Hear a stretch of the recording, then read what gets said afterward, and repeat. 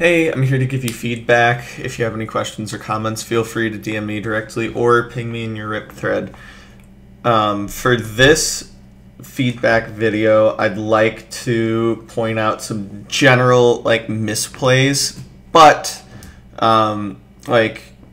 lean on resources within MCSR so that way I can more effectively teach you in this rather than just nitpicking every little detail.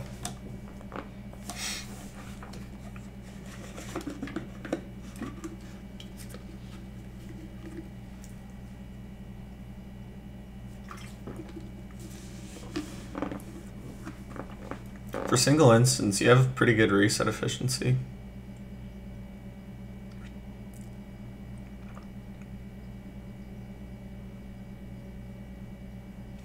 I say as you're playing a, what's it called?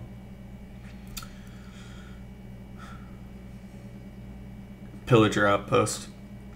But even that's kind of a smart play. These always indicate villages up to, I want to say 400 blocks away. Can't remember. So I actually don't hate you playing this even a little bit. Especially for a PB that's plus 30 minutes. I didn't catch the enchant on that hoe.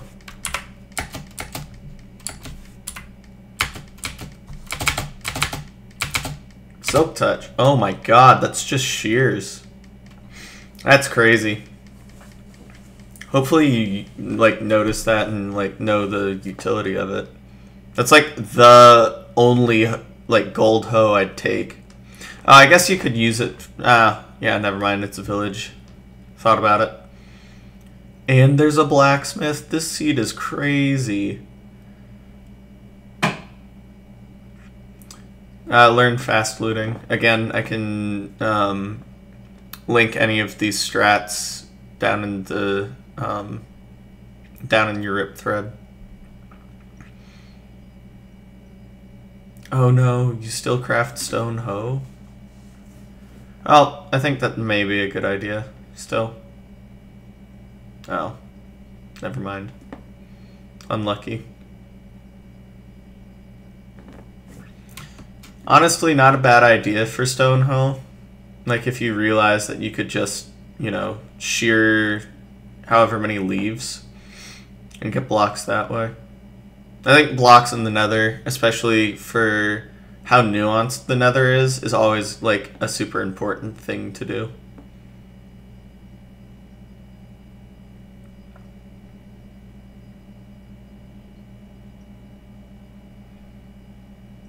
Yo, wait, that ruined portal is not completable. Holy. That's crazy.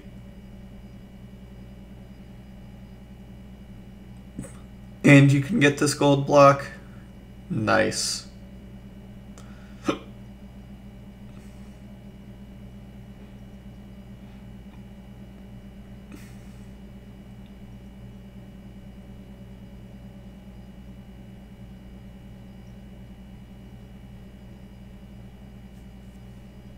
This is crazy. I love it.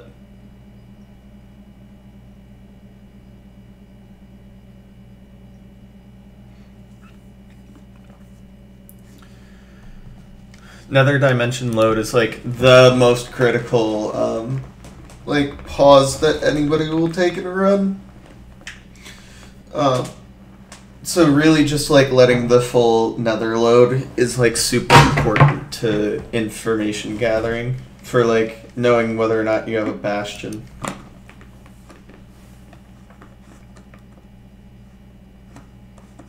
And there you have it. Ah, but it's treasure, so your pie chart's not valid.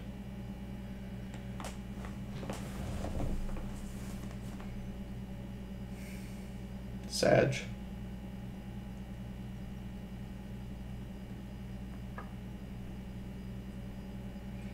And it's kind of close, so that's also pretty nice.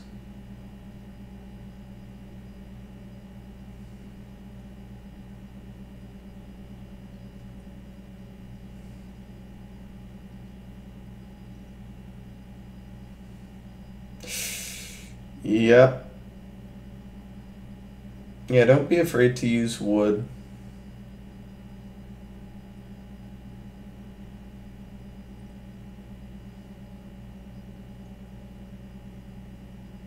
That's just silly. Uh-oh. Oh, that's a good recovery play, actually.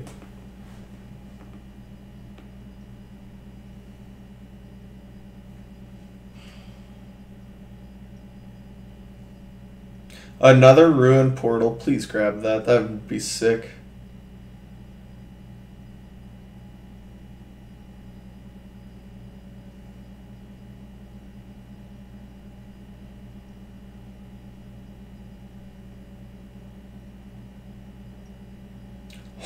Yeah, right.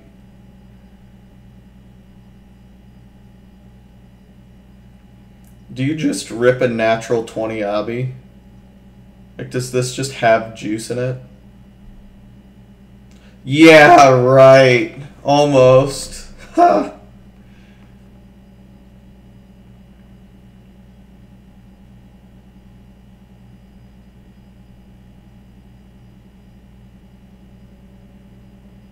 No, get those. Those gold blocks are so nice, especially for scam artist treasure.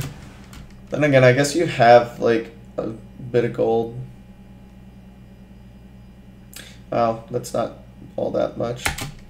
These guys, yeah. I think one thing that people on your level struggle with a lot is just bastion routing.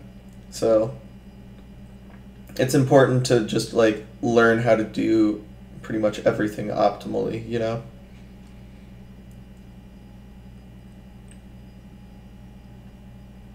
Like, leaving those 2 gold blocks behind is a misplay. Also, you can just unstuck these guys by throwing the gold, like, behind them. Like, their AI is just going to be like, yo, gold's this way. And then you have, like, a nice trading pit.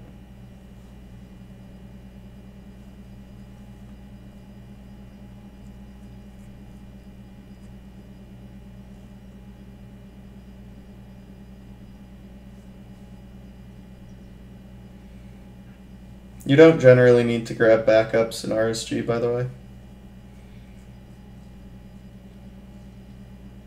And again, bastion routing at this level, like, makes a difference, but just not, like, a huge difference between ranked routes and RSG routes, I guess. However, the bastion knowledge does, because you're just not mining deep enough to get some of those gold blocks. Like, half of those gold blocks are just, like, 100% of the time there.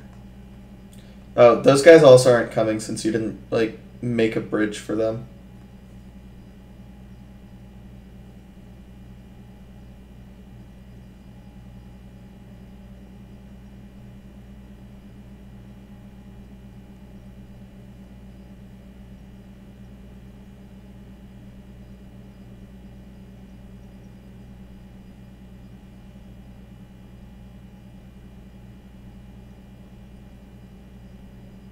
There you go.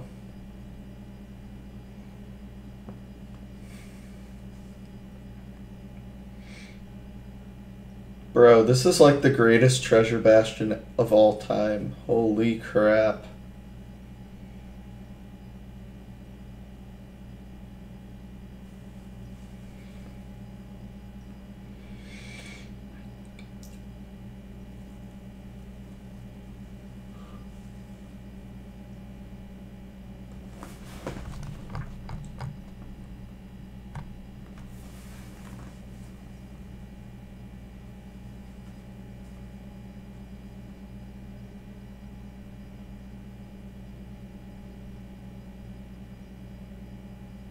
Wait, where's that axe? No, vanishing. Cool.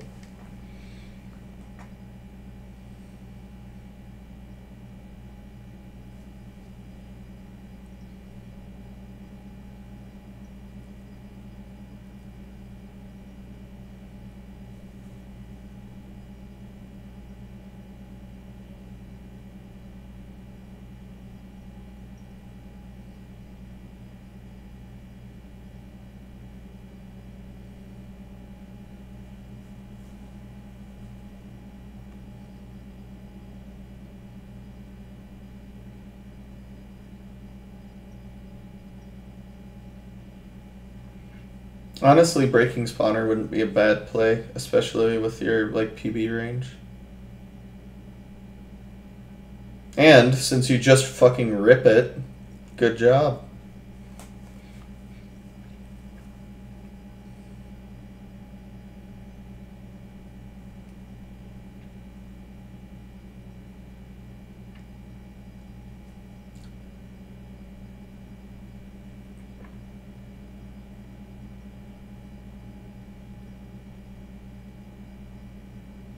Oh, double spawner. Jesus.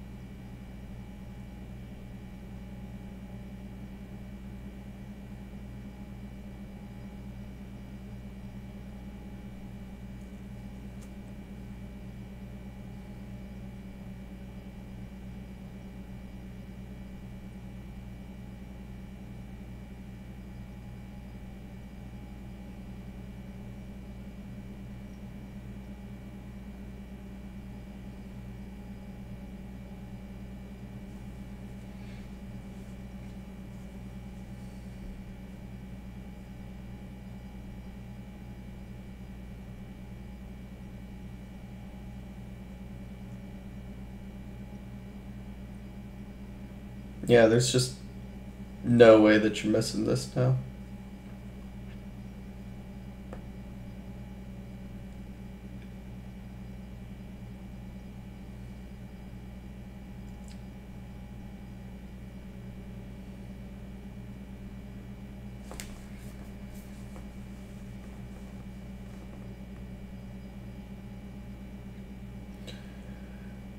Uh-oh. Cool.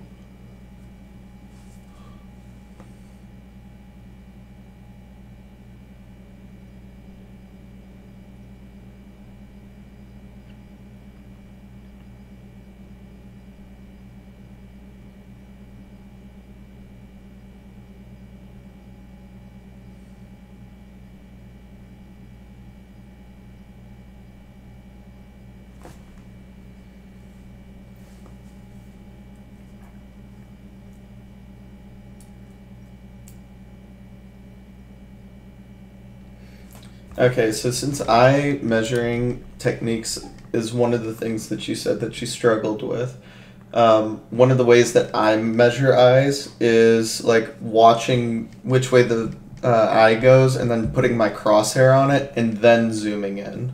Since your eye zoom should be calibrated to the middle of your screen. I don't know if it necessarily is. It's really hard to tell. I assume it is. But yeah. Like you... Oh wait, that's my crosshair. Never mind. Yeah, like you zoom in on it and it's not like on it yet, so definitely worth like seeing that as well. Also, I think you're doing like kind of pseudo boat eye. I think honestly learning how to do boat eye at this level is kind of worth it, just because it's developing a good habit. Granted, it can be kind of technically challenging, and it's just one of those things, once you get it down, it's just awesome, right? So if you would like to learn how to, I can link some general resources in your RIP thread.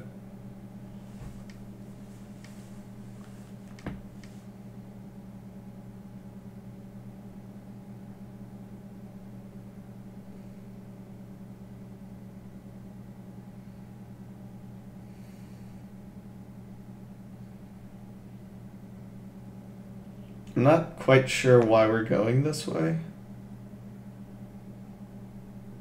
Oh, because you didn't measure it properly. Yeah, just because I can't see the eye measuring, I can't really give good feedback on it. But generally speaking, you want the... Well, yeah.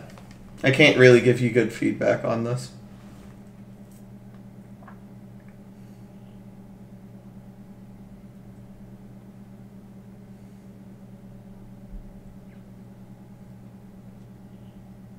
By the way, boat eye is much, much, much more nuanced than just getting in a boat.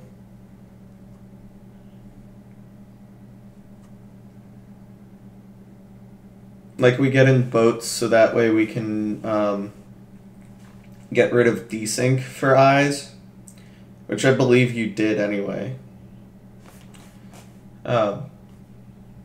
And, like, the measuring technique is a lot more nuanced than that. So, if you think that you're already doing boat eye, which you might, I don't know, would definitely be worth, like, considering, like, learning how to actually do it, I suppose.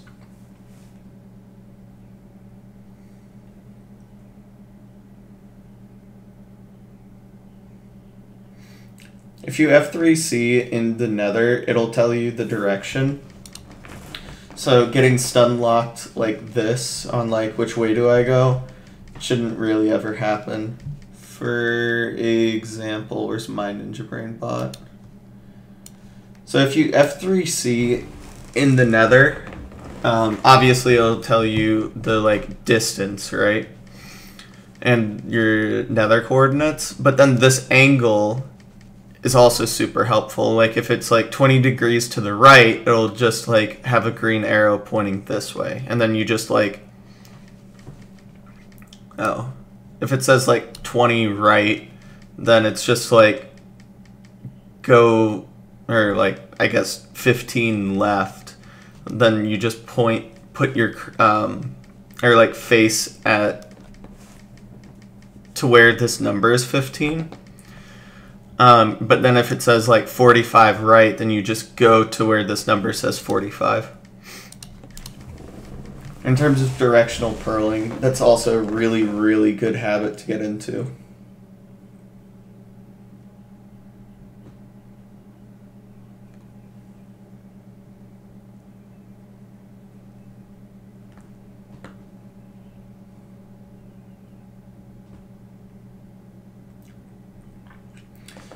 I see you kind of like ripping on yourself for terrain nav. Like, Basalt is just tricky terrain nav in general.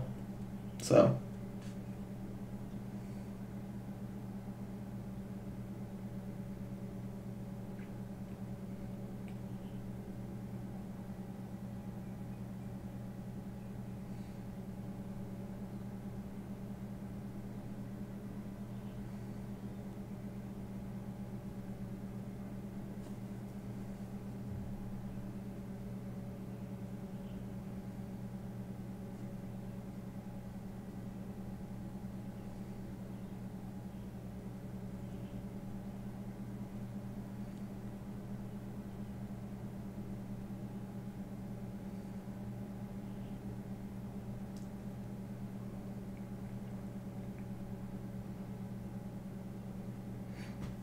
Taking the safe way down, I like it. You could, by the way, also just look at your C counter to like understand like it's actually going down, so the likelihood of you getting a cave under here is like decreasing, right? So it's actually totally fine if you just go one by one.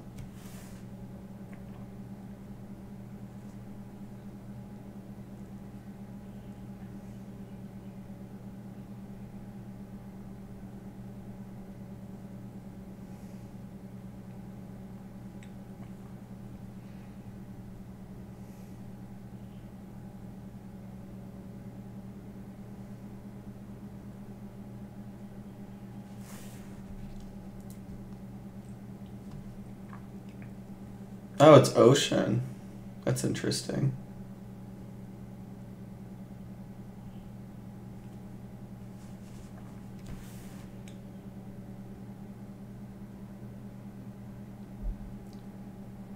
Okay, so there comes a point, I saw your comment about preemptive, which is, you know, one thing that you could totally work on. Preemptive is just straight up juice, right? However, the more important thing that preemptive has to be paired with is a basic understanding of stronghold nav principles. Like, I see a lot of even top runners who do a good job of like knowing when to back off of certain directions because they have those fundamentals down. I notice that you're just going really fucking deep in, and like portal rooms like to spawn, I want to say like 8 rooms away on average, right? Of course they can kind of be closer if you have like weird like stronghold generation. But generally speaking, they'll not really spawn like ages and ages away. So for speedrunners, it's just a good idea to, you know, kind of play depth at first, and then if it's like really messed up, then kind of go room to room. And I also see that you don't know hidden room rules, so K4, like my favorite resource on this is K4's video of him teaching, I can't remember who it was, but he was teaching somebody, and he just does a really good job at like describing like stronghold behaviors and backwards nav and even like hidden room stuff as well.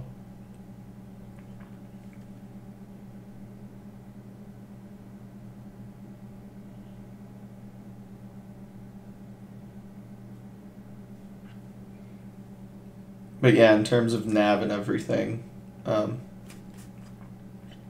yeah, just learning basics of nav will definitely help everybody improve as a runner.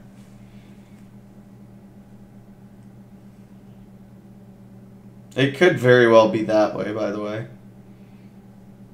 Like the thing that I just said about depth, unless I'm like missing a major part of the stronghold, which I don't think I am, like at a certain point, it's just like, okay, it's not any of the obvious ways. Now I just gotta play, now I just kind of have to, like, look for it, right? Which is obviously, like, slow, but it's also, like, you know, the play at this point. I actually do think it may be that direction where the iron door was, by the way. Oh. Never mind, I was missing a direction. I was missing 2, maybe 3 actually, holy.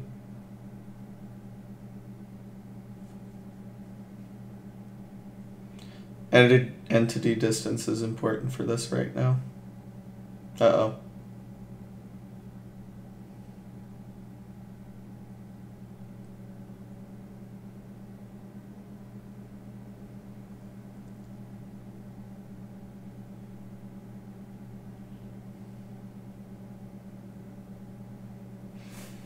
I'll speed this up as well, just in case that there are anything that we need to talk about.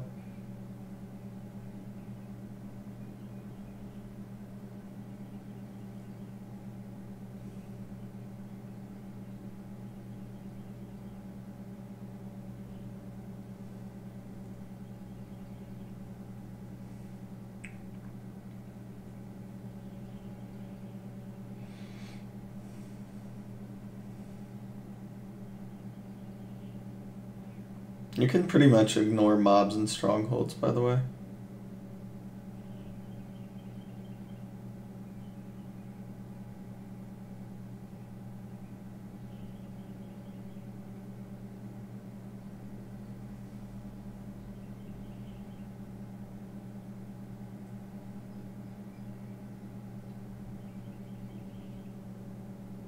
There's no way you wormhole it like that.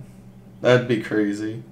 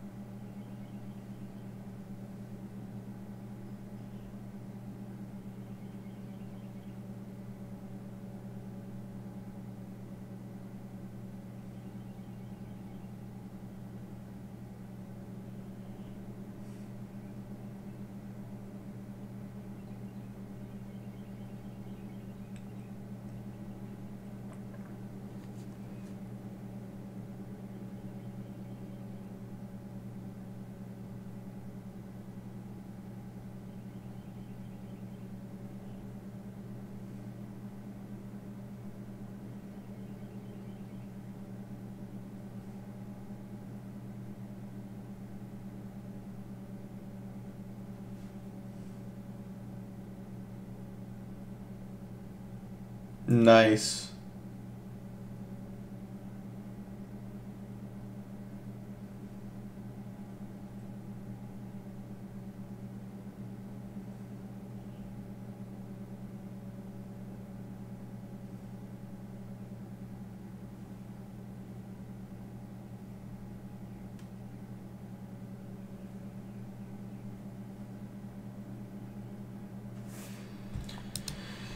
Learning end fights and such. Okay, I'll actually slow it down to 1.5 again.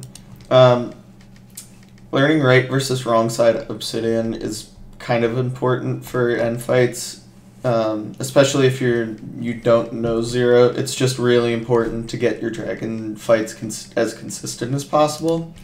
And what right, like correct versus incorrect side obsidian does is, one, it makes sure that your dragon doesn't flip nearly as often while like descending, or not descending, while you're like exploding beds. The other thing is like it also forces you to go the right way, so you're actually like now playing for a slower perch on average. Also, doesn't look like you're gonna do half bow, or if you are, you're doing it like really inefficiently. Yeah, I would recommend learning how ranked players do half bow, because you're just making your shots way harder, and like you're just directing the fireballs in like a pretty odd spot, I guess.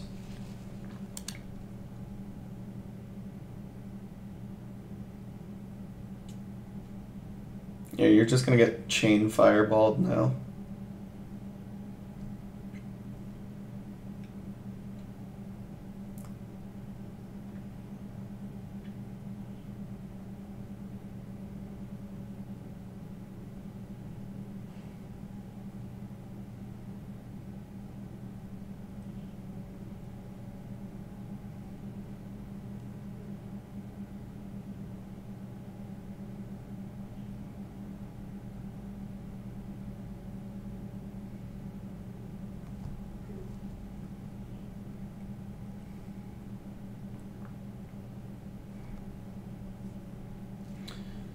I could link you resources on like the different videos, or not videos, the different like end fights that you can do.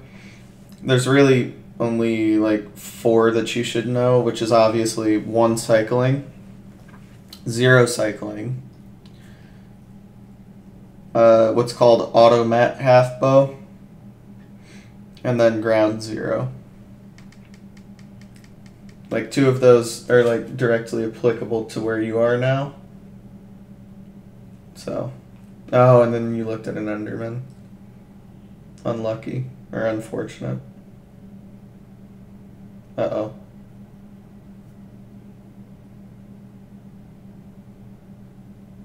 Oh, you boated him. Cool.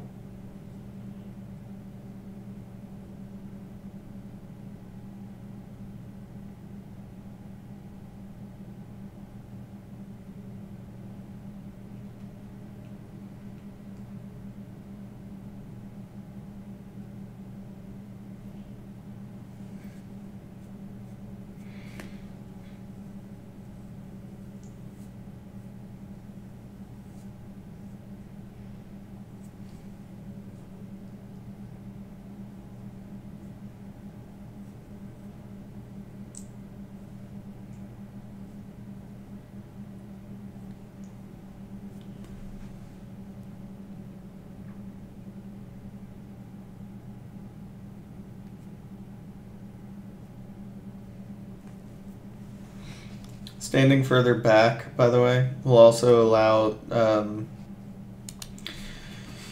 like, if in one of the videos that I may link you, it'll explain, like, the dragon algorithm, but, like, the 2 things it really checks for is player position in relation to the fountain, and also how many crystals are down. So, like, you have a good amount of crystals down, so it's going to perch, like, right here. But also, like if you're right up next to it, it's just like way more likely to fireball. So let's look at these beds. That's gonna break. Oh wow, that's actually really nice.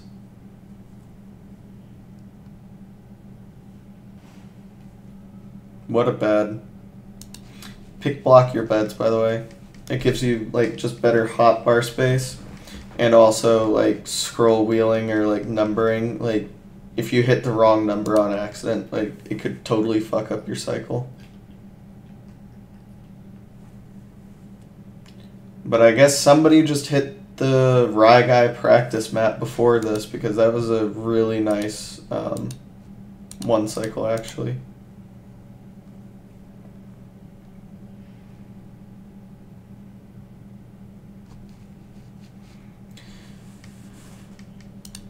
But yeah, in terms of general improvement stuff, I think obviously the big one is Stronghold, which I'm more than happy to link stuff to. I guess just like end games in general, because like up until the end game, like this is sub 20 pace for sure, but then the end game just kind of imploded, right? So, yeah, like really, really solid run for where you're at as a runner right now.